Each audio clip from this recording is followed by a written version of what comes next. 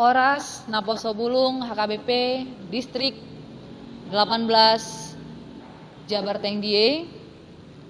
Doa kami kiranya saudara-saudara dalam keadaan sehat dan sukacita. Saya Pendeta Ronauli Sinaga akan membagikan firman Tuhan renungan awal bulan di bulan September ini bagi saudara-saudara sekalian. Sebelum mendengarkan firman Tuhan, marilah kita berdoa. Kasih karunia dan damai sejahtera dari Allah Bapa kita dan dari Tuhan Yesus Kristus menyertai kamu sekalian. Amin. Saudara-saudara yang terkasih, firman Tuhan renungan bagi kita tertulis di dalam Yohanes pasalnya yang pertama di ayat 12. Demikian firman Tuhan. Tetapi semua orang yang menerimanya diberinya kuasa supaya menjadi anak-anak Allah, yaitu mereka yang percaya dalam namanya. Dalam bahasa Batak dikatakan demikian. Alai manang piga nama jakon ibana, tusido dilehon huaso, asa gabe anak di batana sida, akana porsea di goarna. Demikian pembacaan firman Tuhan. Sahabat muda, kita sering mendengar pertanyaan yang mendasar dan sederhana. Apakah engkau percaya kepada Tuhan? Tentu kita masing-masing punya jawaban untuk pertanyaan ini. Dan biasanya kalau ditanya demikian, kebanyakan orang Kristen akan menjawab, ya tentu dong, saya percaya. Namanya juga Kristen, sudah tentulah artinya percaya kepada Kristus, pengikut Kristus. Benarkah demikian? Lalu kalau ditanya lagi, mengapa kamu percaya kepada Tuhan? Oh ya, Tuhan itu baik. Tuhan itu selalu memberkati kehidupanku, memberikan aku keberhasilan dan sukacita. Sahabat muda, benar, semua berkat-berkat itu adalah wujud dari kebaikan Tuhan dalam kehidupan kita.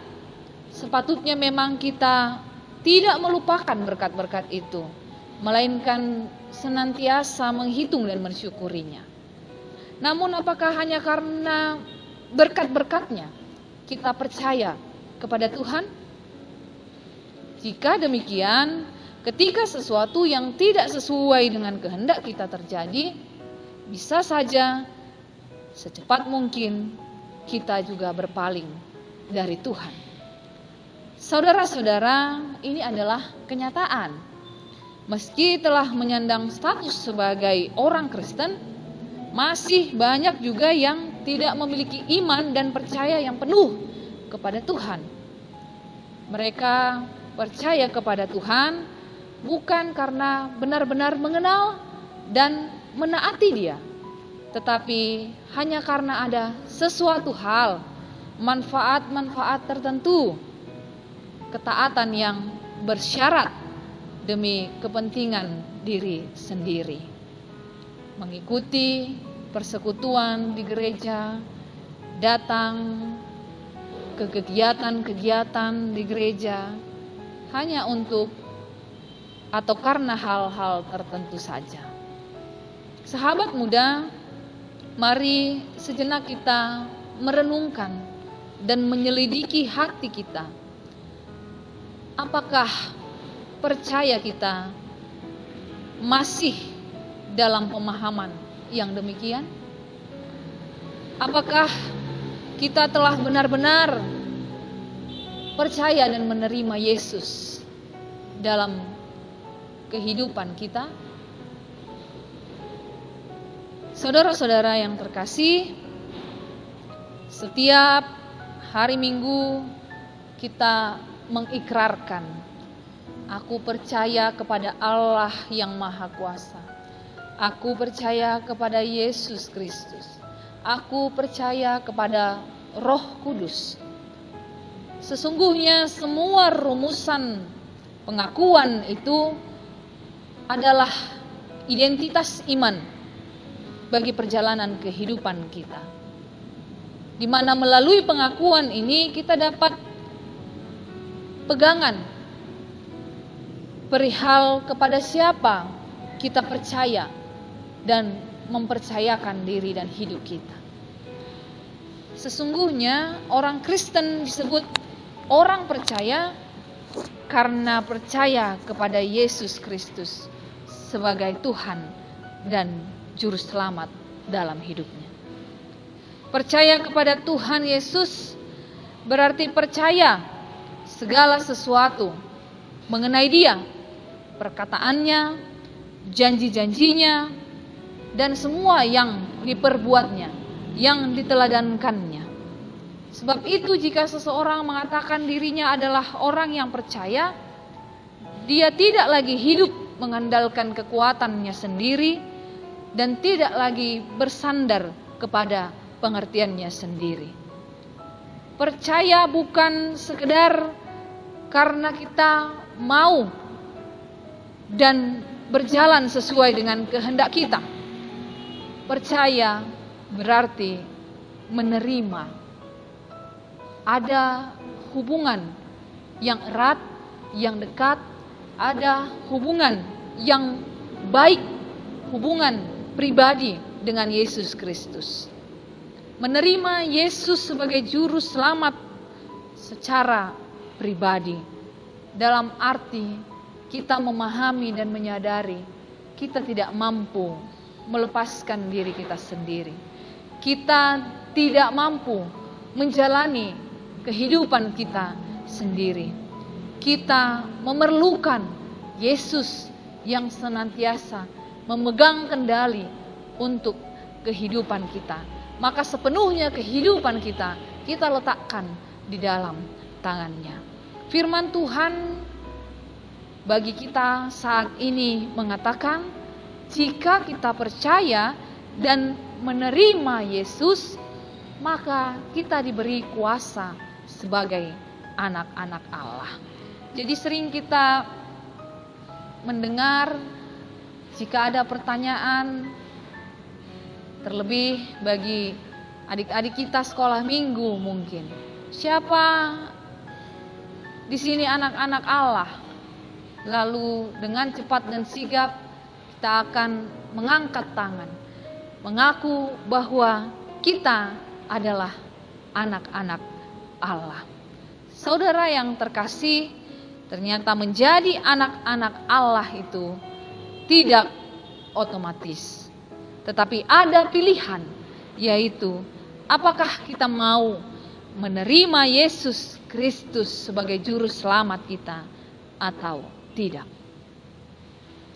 Kata menerima dalam teks bahasa aslinya, bahasa Yunani, disebutkan lambano, yang artinya adalah menerima secara aktif, tidak menolak, taat, dan patuh.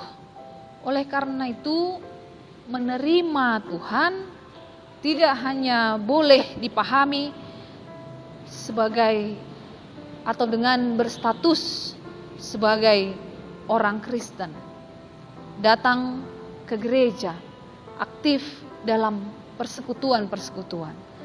Tetapi lebih dalam daripada itu dan lebih mendasar, bahwa kita juga harus aktif menerima Tuhan dalam hidup kita, serta mengenakan gaya hidup Tuhan Yesus di dalam kehidupan kita, yaitu taat dan patuh terhadap segala perintah Bapa di surga. Kita tidak bisa menganggap remeh arti kata menerima ini. Sama halnya seperti ketika mempelai wanita berkata kepada mempelai pria, atau sebaliknya mempelai pria kepada mempelai wanita, aku menerima engkau sebagai suamiku, aku menerima engkau sebagai istriku. Apakah dia benar-benar telah menerima sebagai istri dan atau sebagai suami? Kita mau katakan, bagaimana mungkin janji nikah sepanjang 5 detik menjadi ukuran penerimaan? Maka tahun-tahun panjang dalam kehidupan bersama, di dalam pernikahan mereka, itulah yang akan membuktikan apakah benar pria itu atau wanita itu menerima sebagai suaminya atau sebagai istrinya. Saudara, demikian pula lah saat seseorang mengatakan dirinya menerima Yesus sebagai Tuhan dan Juru Selamat di dalam satu kebaktian, di dalam satu persekutuan, dalam satu pelayanan, tidak secara otomatis atau tidak sama sekali dia telah benar-benar menerima Tuhan Yesus di dalam hidupnya. Sebab mungkin saja di dalam perjalanan kehidupannya dia menjauh, dia berkhianat, dia menghilang dan tidak senantiasa di dalam iman percayanya. Tetapi kita bersyukur sebab ketika kita benar-benar percaya, firman Tuhan hari ini mengatakan kita diberi kuasa sebagai anak-anak Allah. Maka ketika kita benar-benar meletakkan hidup kita dan menetapkan Yesus sebagai juru selamat kita di dalam hati dan hidup kita, anak Allah menjadi identitas kita. Memang di KTP itu tidak tercantum. Memang di kartu keluarga itu tidak tertera. Di SIM juga tidak ada. Di ATM apalagi. Tidak ada kartu-kartu identitas yang mencatat demikian. Namun itu adalah identitas yang Allah berikan dalam kehidupan kita masing-masing. Melekat pada hidup dan pribadi kita sebagai orang-orang percaya. Kita adalah orang dekatnya Tuhan. Kita adalah miliknya Allah. Ini berarti kita juga harus mewarisi sifat, karakter, penampilan dari Allah itu sendiri. Seperti halnya kita mewarisi sifat, karakter, atau penampilan dari orang tua kita, maka ketika kita disebut sebagai anak-anak Allah, kita juga harus mewarisi hal-hal yang berkenaan dengan Allah. Saudara yang dikasihi Tuhan, jika kita melihat keberadaan kita saat ini, tidak diragukan lagi bahwa kaum muda dewasa ini memiliki banyak sekali keuntungan, memiliki banyak sekali kemudahan. Namun ternyata kita juga menghadapi banyak dan berbagai rintangan yang tiada duanya, yang begitu sulit. Kita akan terus bertumbuh secara fisik maupun mental. Kita akan semakin dewasa. Tetapi kedewasaan fisik kita tidak secara otomatis juga dibarengi dengan kedewasaan rohani kita.